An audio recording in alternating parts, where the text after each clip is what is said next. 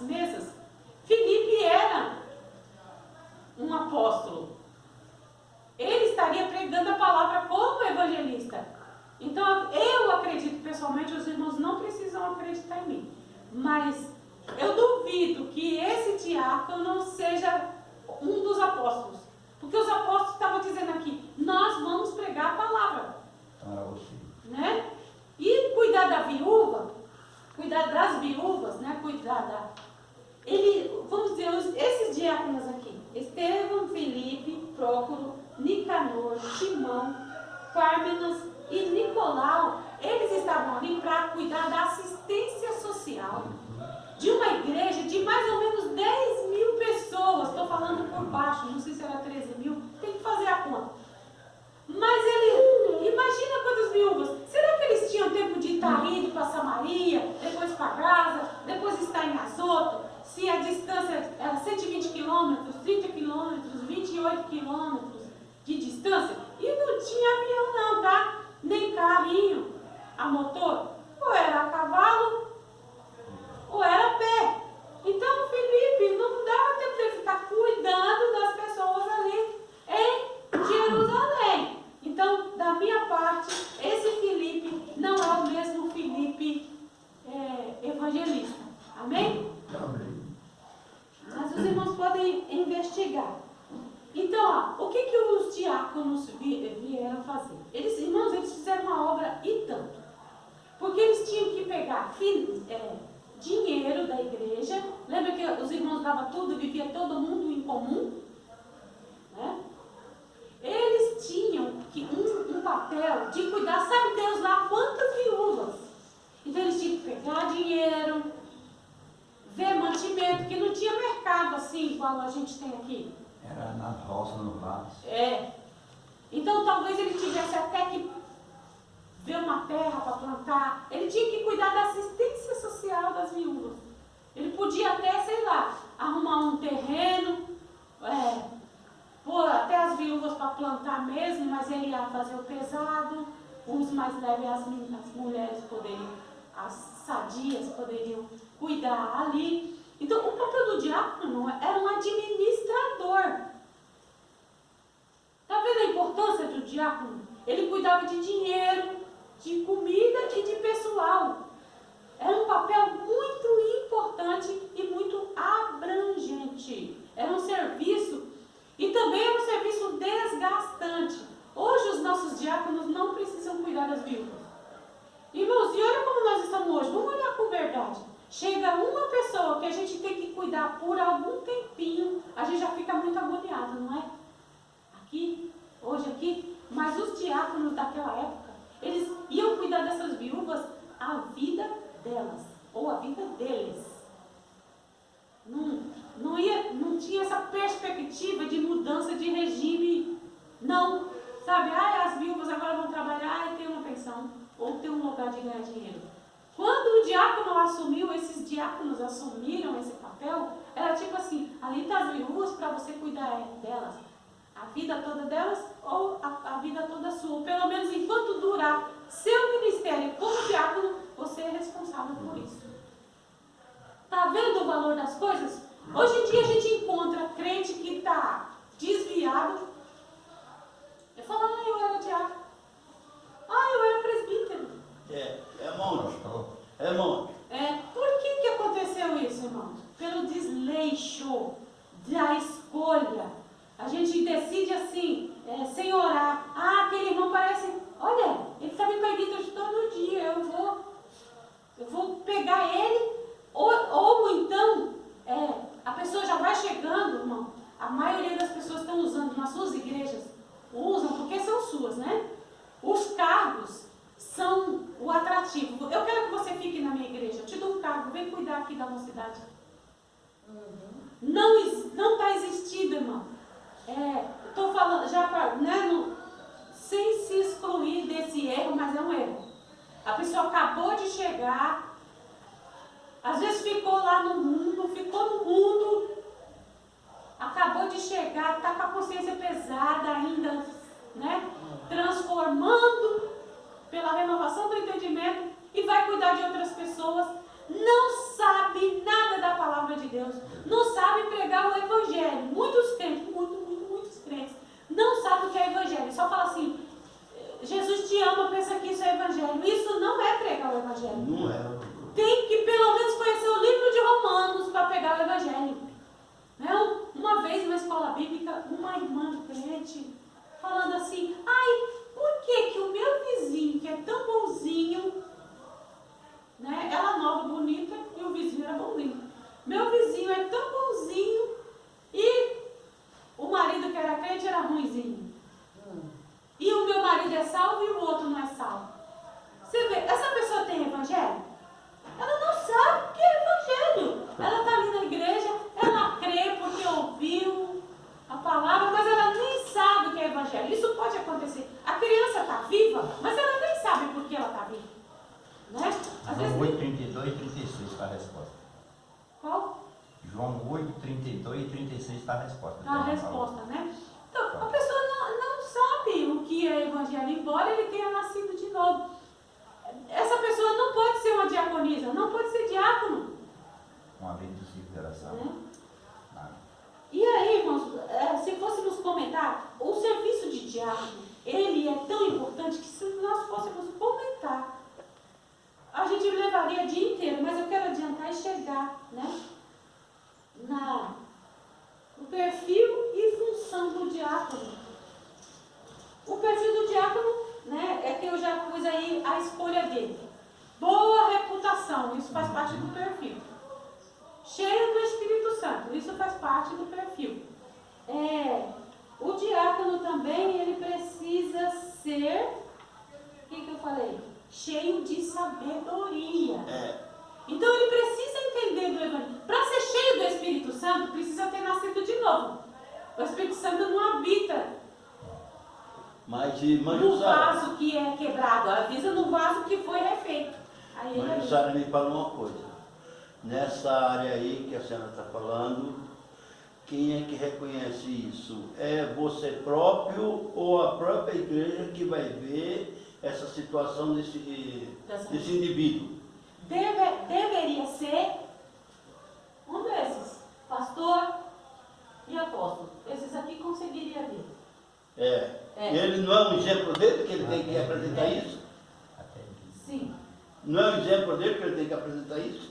O pastor deve ter ensinado muito bem esses membros e dentre esses membros vai ter aquele também que vai crescer, né? O aperfeiçoamento dos santos depende muito do pastor. E é o pastor que escolhe o diácono, não é?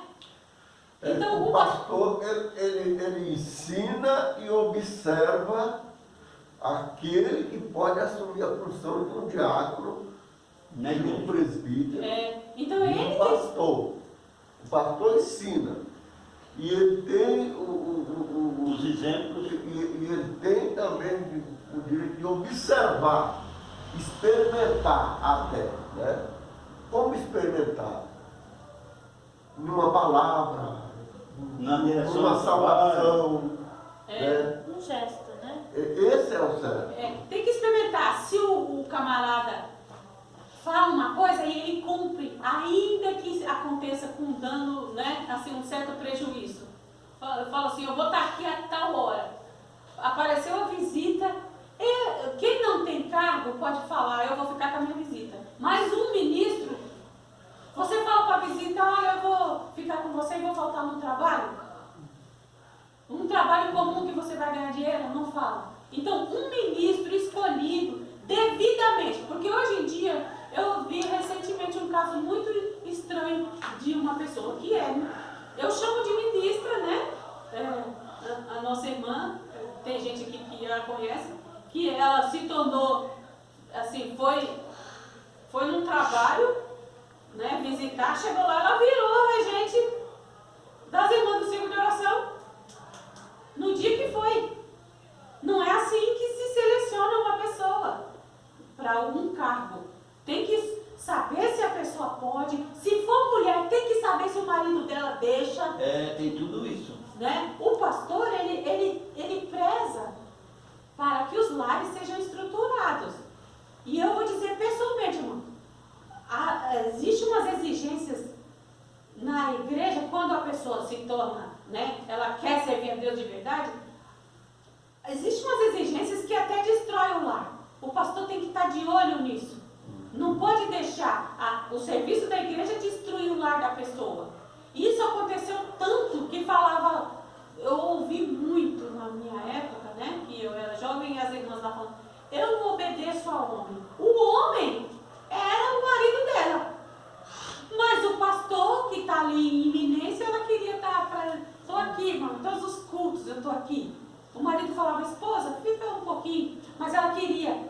dízimo do marido, trazer para a igreja sem ele querer. Não, você vai ter que dar o dízimo.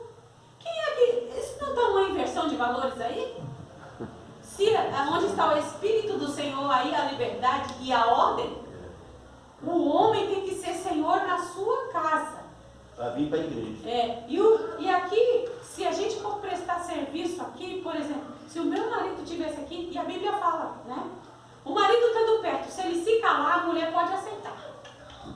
Porque nós temos uns maridos muito covardes, que ele não dá sua opinião perante o pastor, depois briga com a mulher. Por que você aceitou? Irmão, não é assim que gere bem em sua casa. Um homem se posiciona. O pastor falou, eu quero, aí ele quer ficar bem com o pastor, mas a mulher tem que adivinhar o pensamento dele.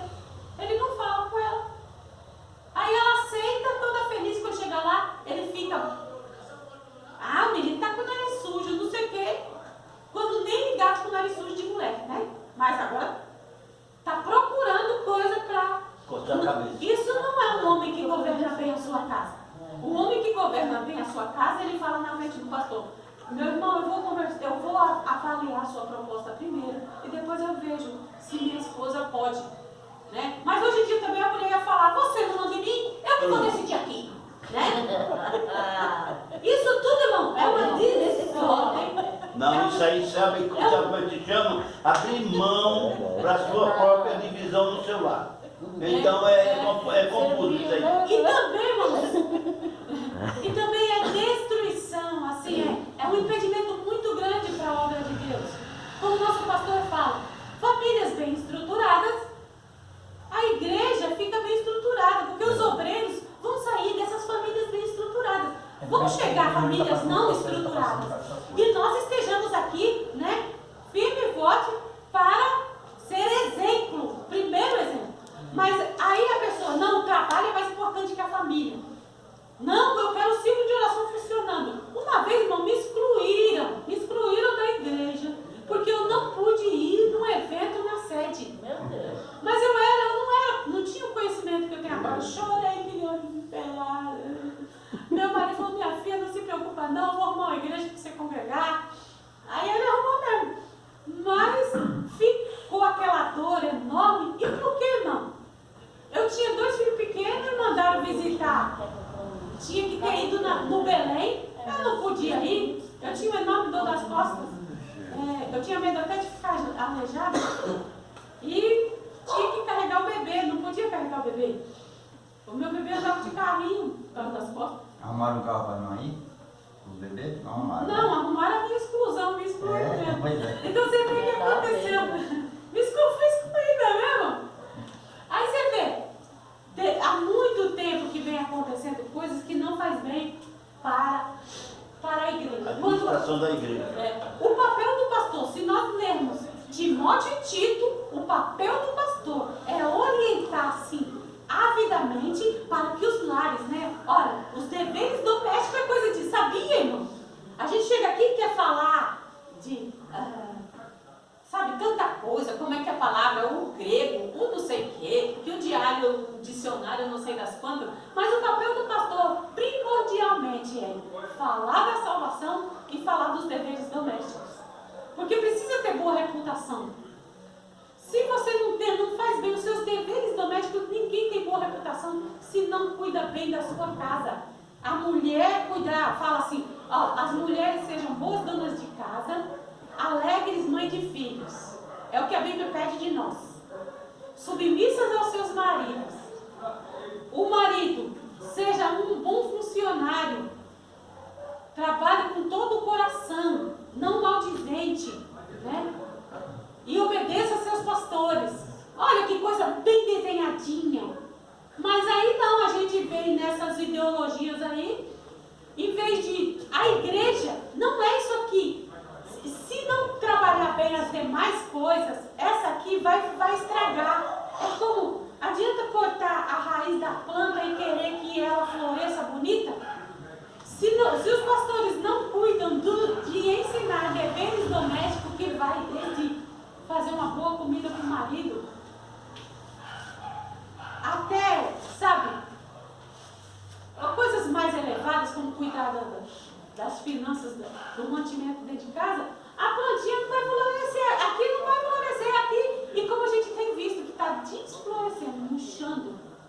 Agora eu acho assim, Maricela, que nessa parte é uma das coisas, o marido é o cabeça do seu lar. E o que acontece com esse homem? Esse homem deve chegar no seu lar, sentar na mesa, junto com sua esposa, e parar um pouco, e olhar de um para o outro e começar a conversar. Conversando, filha, está acontecendo isso, acontecendo aquilo, vamos controlar essa situação para que nada venha contra para a gente. Porque se você não parar dessa maneira, você não vai chegar nesse ponto aí não. Tem que desenvolver a boa comunicação. Boa comunicação do lado, não. Outra coisa